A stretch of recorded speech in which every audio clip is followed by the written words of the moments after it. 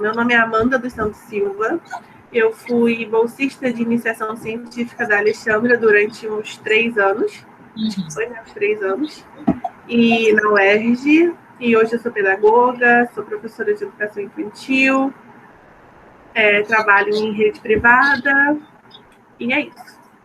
Sim, eu lembro, né, que você teve a bolsa de iniciação científica da FAPERJ por 3 anos e também o seu trabalho de conclusão de curso foi um desdobramento da pesquisa, né? Então, você poderia falar um pouco da pesquisa que você desenvolveu durante os 3 anos na iniciação científica? Então, a nossa pesquisa foi sobre 2 ex-escravizados americanos que viraram professores, nem um e outro sim, mas que acho que o nosso objetivo principal era tratar a importância da educação nesse processo, nessa caminhada para encontrar a tal liberdade. E acho que na minha monografia foram 3 capítulos que eu fiz. Um sobre o Frederick Douglass e o outro sobre o Booker Washington. Sim, então vamos lá, né? Para quem não conhece, né? Você também não conhecia, né? Os dois Não, acho que a maioria não conhece, né? no Brasil, né? E aí vamos começar então pela ordem cronológica, né? Que eles viveram. Então vamos começar pelo Frederick Douglass, que foi o que viveu praticamente, né, todo o século XIX. Então você poderia falar um pouquinho de quem foi o Frederick Douglass, para quem não Então, conhece? Frederick Douglass foi um ex-escravo, que ele nasceu em 1818, lá em Maryland, no sul dos Estados Unidos, e ele viveu a maior parte da sua vida como escravo. A sua infância, com essa questão da educação, ele teve esse primeiro contato com a questão do mundo letrado quando ele era pequeno, no seu primeiro senhor, eu acho, né? E engraçado porque a senhora dele era muito doce, era muito, muito gentil com ele, e ele desperta isso no livro. E a possibilidade que ela deu dele de aprender, porque quando ela colocava o filho dela para estudar, ele também ficava do lado e ela ensinava os dois. Então, assim, ela ensinou ele as letras, também algumas famílias silábicas, mas assim que o marido dela descobriu, ele proibiu, e é uma das partes mais importantes do livro, para mim, pelo menos, da autobiografia dele, porque é a parte que ele fala na frente do Frederick, que quando você ensina um escravo a ler, ele perde toda a serventia para o seu senhor. E que quando você ensina um escravo a ler, ele pega a sua. Quando você dá a mão, ele pega o seu braço, alguma coisa do tipo assim. E foi muito importante porque essa frase marcou o Frederick, e isso fez com que ele corresse cada vez mais em busca disso, porque ele sabia que a partir do mundo letrado, sabendo ler e escrever, ele poderia chegar na sua tão sonhada liberdade. Aí nisso ele corre atrás, mesmo não podendo, mesmo sendo vigiado. Essas aulas foram proibidas, ele não pôde ter mais, então ele corria atrás, ele era muito vigiado, e as pessoas sempre acusavam ele de estar com o livro na mão, mas que ele nunca se ofendeu com isso, pelo contrário. E teve uma passagem também que é bem interessante, quando ele fala que ele trocava com os amigos brancos que ele tinha, ele trocava pães por estudo. Então, os amigos ensinavam ele a ler e a escrever, e em troca de pão, o que é interessante também. Pouco tempo depois, ele decide para uma. Decide não, ele é vendido para um senhor muito tranquilo, que esse senhor ele dava um dia de folga para os escravos dele. Então, e normalmente era aos domingos. Nesse sentido, ele consegue juntar algumas cartilhas de alfabetização e ele funda uma escola dominical nesse lugar onde ele trabalha, mas sem o senhor dele saber, porque não podia, mesmo que ele fosse muito bonzinho, não poderia de jeito nenhum. E isso, obviamente, interessa muita gente, então todo mundo da fazenda que trabalhava ia para essas aulas, a ponto de ficar cheio e outras pessoas de outras fazendas também irem para lá e tentarem buscar essa instrução. E teve um momento da vida dele que a sala de aula dele tinha mais de 40 pessoas.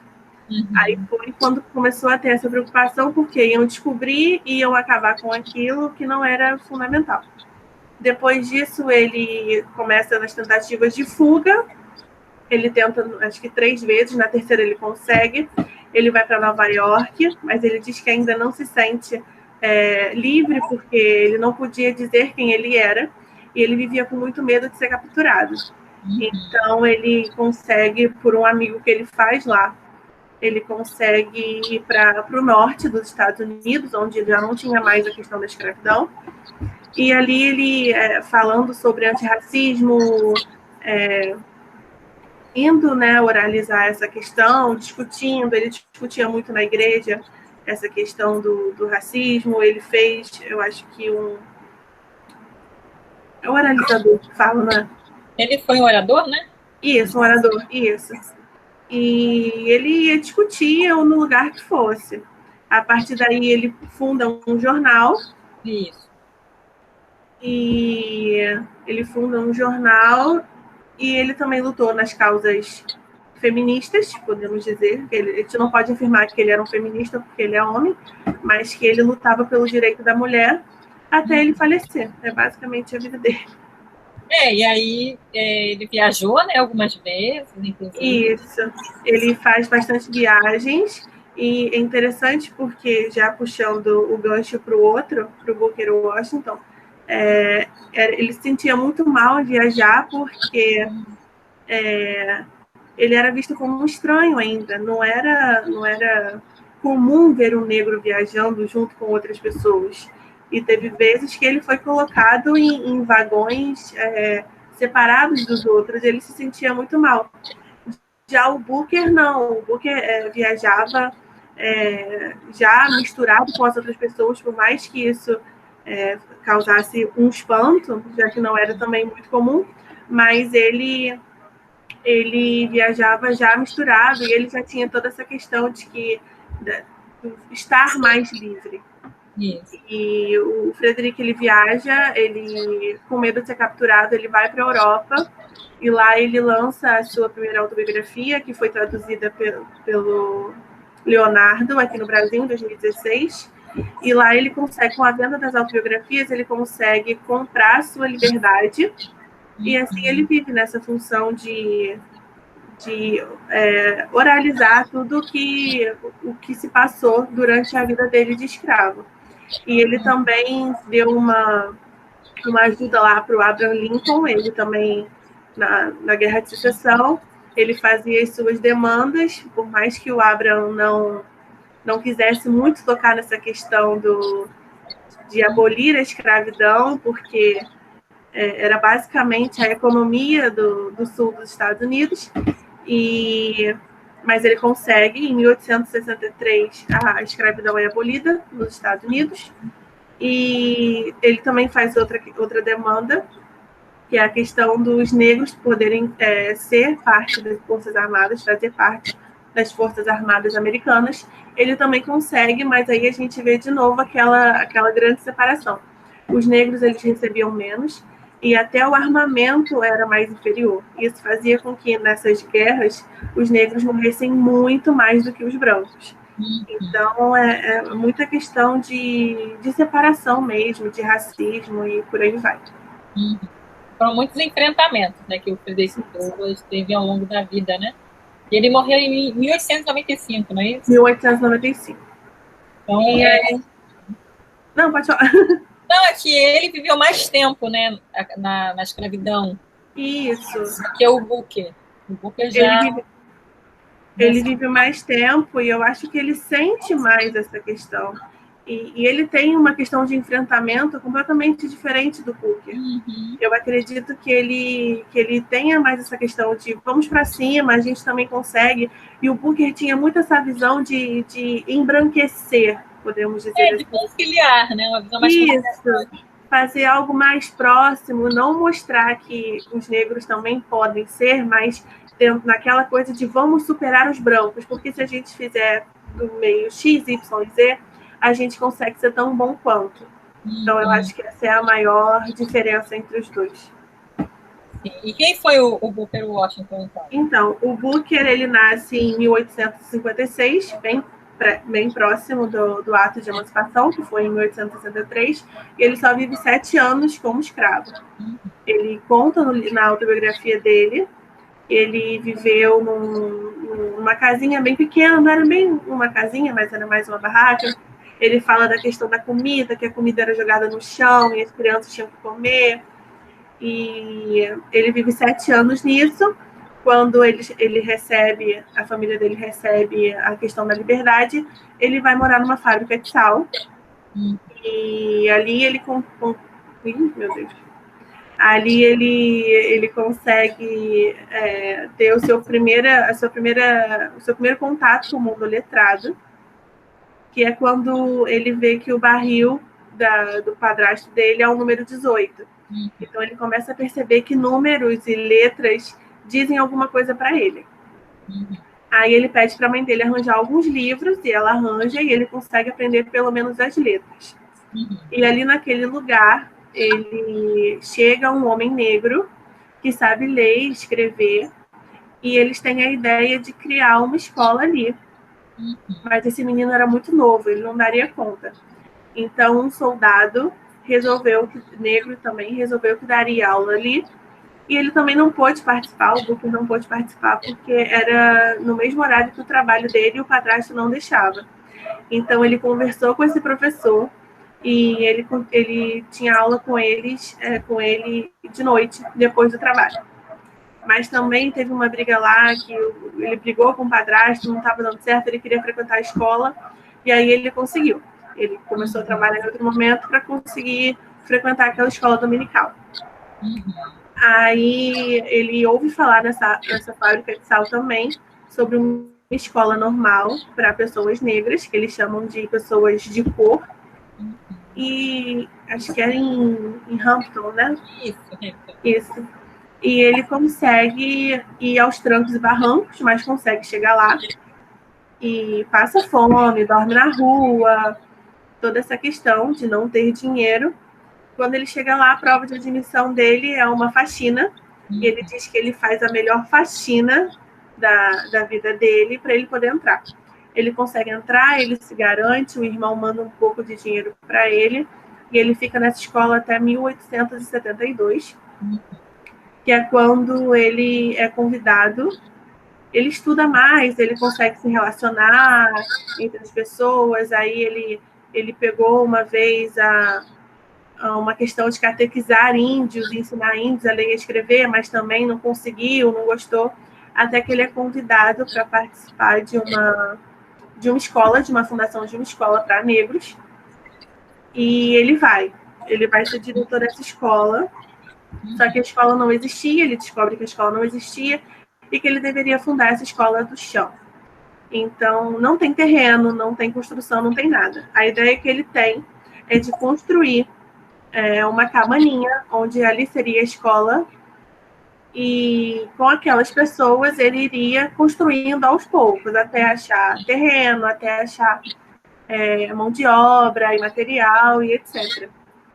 E o importante é que ele não tinha dinheiro para isso, e é o momento em que ele começa a viajar para poder conseguir dinheiro, e com o seu discurso antirracista também, a importância da escola para as pessoas negras, e com esses alunos que ele consegue nessa cabaninha, e com o dinheiro das suas falas, das suas palestras, ele consegue comprar o terreno, ele consegue construir essa escola, e num determinado momento essa escola contém mais de 400 alunos, todos negros, e é legal também a diferença aí que a gente vê, e ele não se importava só com a educação do livro, a educação de sentar, a educação de estudar mesmo. Ele falava muito sobre a aparência, que os negros não superariam os brancos se eles não soubessem escovar os dentes, se eles não tomassem banho, se eles não se arrumassem direito. Então ele também se preocupava nisso, além de também na escola ter a questão da profissão. A pessoa saía de lá com algum tipo de profissão. Então ele não se ligava só nessa questão da educação, de sentar, de estudar, mas também de garantir uma profissão para a pessoa que está saindo daquela escola. Sim. E aí ele acumula muitas dívidas por causa dessa escola, e novamente ele volta a viajar, ele volta a se relacionar para conseguir dinheiro e sanar essa questão das dívidas. Essa escola hoje virou uma universidade, que é a Universidade de Tuskegee, e nela tem um busto dele gigante, e é legal também que todos os diretores de lá até hoje foram negros, são negros, mas também hoje já não é só para negros, a escola, a universidade recebe todo mundo. E essa questão da viagem, ele viaja, ele fala, ele senta em muitos lugares importantes, ele começa a frequentar a Casa Branca, a fazer relações ali, sempre nessa questão amigável que o Frederic não tinha tanto. E ele fala também que a primeira autobiografia dele, ele escreveu mais para as pessoas brancas do que para as pessoas negras. Então, eu acho que tem uma questão muito disso mesmo, de tentar relacionar com mais calma, não enfrentar. E aí, com essas viagens, ele consegue recuperar o dinheiro, ele paga as dívidas, continua trabalhando ali, e ele basicamente ficou ali, viajando e ali, e ele morre em 1915. Sim. E assim, a gente, na verdade, escolheu esses dois por um motivo. Você lembra qual foi o motivo? Por que a gente escolheu o Frederic e o Booker, apesar deles serem bem diferentes, né? Terem vivido, né, em momentos diferentes também? Porque os dois tiveram pelo menos uma autobiografia, né, traduzida para português. Sim, e o legal é que o Booker, pelo menos, a autobiografia dele foi traduzida em 1940 por Graciliano Ramos. Mas a do Frederic já tinha sido antes no Verso da Tarde, lembra? Já, da tarde, se eu não me engano. E ela foi traduzida, não toda, só as partes onde ele dizia o que ele tinha sofrido com o escravo. Eu acho que ali tinha uma questão intencional mesmo de mostrar o que era. E é importante lembrar que foi 5 anos antes da Lei Áurea, né? Então, ela foi divulgada entre abril e junho de 1883. E a do Booker Washington, ela foi no Diário da Bahia, com o Manuel Querino. Foi aí que o Manuel Querino, acho que conheceu ele, não foi? Em 1902. Eu acho que também não foi toda traduzida. Não, naquele momento não, mas no livro de 1940, sim. Sim, tudo traduzido. E o legal, ou não sei, é ver que uma diferença de espaço entre 1940 e 2016, porque a gente só tem a autobiografia inteira do Frederic em 2016. E mesmo assim, muita gente não sabe. Então, qual é o impacto do Booker no Brasil para que a autobiografia dele tenha sido traduzida em 1940 e a do Frederic não? Porque é aquilo, né? Acho que o Booker tinha mais essa penetração na cultura brasileira por conta da ideia de conciliação, né, entre as raças. Sim, mas eu acho que por ter vivido tão pouco a questão da escravidão, meio que perpassa, sabe? Ele foca mais na vida pós, obviamente, e no que ele fez, na verdade, o que ele pôde fazer para que melhorasse essa tensão do racismo, essa relação brancos e negros. Mas o Frederic, ele tinha mais informações, eu penso assim. Ele tinha mais vivência, ele tinha mais experiência, e acho que isso poderia ter sido mais relatado aqui. Por que as pessoas não tiveram interesse? Por que Graciliano Ramos não pensou nele para isso? Então, o que tinha esse enfrentamento? Por que o Booker era mais calmo com relação a isso e o Frederic não? Então, é uma questão muito complicada de se pensar e que precisa estudar para ter resposta. Então a gente teve essas questões, né, de ambos, de certa forma, terem sido traduzidos em português, talvez foi um motivo. Isso. Além de serem também emblemáticos, né, para pensar esse gênero nos Estados Unidos, mas também eles têm uma outra coisa em comum, porque os dois publicaram 3 autobiografias, né? 3 autobiografias, exatamente. Cada um. Eu acho que eu prefiro dizer que o Frederick, no final da primeira autobiografia dele, ele explica como ele fugiu, né? E são muitas páginas. Então, eu considero aquela como uma autobiografia também. Mas são essas tensões. E será que eles se conheciam? Eu acho provável. que o Booker cita ele uma vez no livro dele, que eu não me lembro exatamente quando, mas cita, e se eles lutam pela mesma causa, pela mesma coisa, eles não se conversam, não tem uma troca. No momento em que o Frederick Douglass já era assim uma espécie de celebridade, né? O Booker ainda estava em ascensão. Então, eu acho que é possível que o Booker soubesse da existência do Frederick, mas o Frederick não sabia da existência do Booker. Eu acho que isso é possível. Sim, verdade. Por conta da diferença de idade é grande.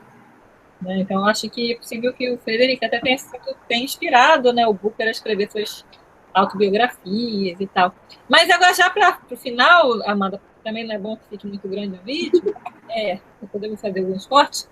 O que você indica, então, para quem quiser saber mais sobre o tema, de preferência, algo que você já tenha escrito, né? Então, tenho minha monografia, que eu posso vingar, não tem problema nenhum. A gente tem vários escritos sobre alguns artigos. Não, mas é aquele capítulo daquele livro, lembra? Isso, verdade. Eu tenho até ele aqui. Espera aí, deixa eu pegar.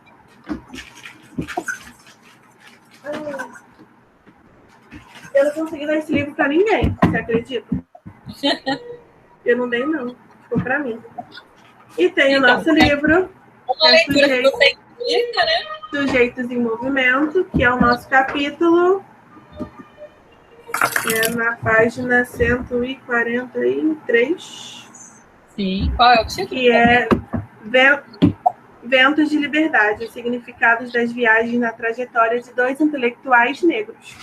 Sim, que são Frederick Douglass e Booker Washington.